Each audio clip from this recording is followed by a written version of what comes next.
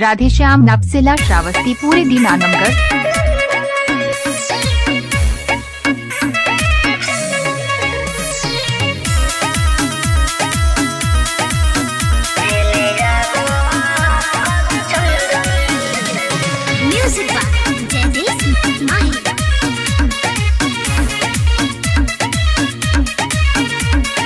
जाए के ना मन करे तोहरा से दूर हो, पैसे के कारण रानी बानी मजबूर हो।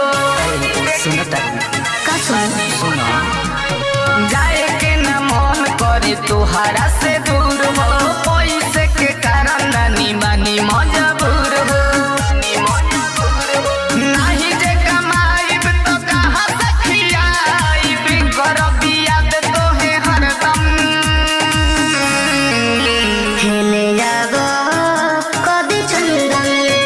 राजा जाता तू तो लंदन हेले जाबो कदी चंदन ए पिया जाता तू तो लंदन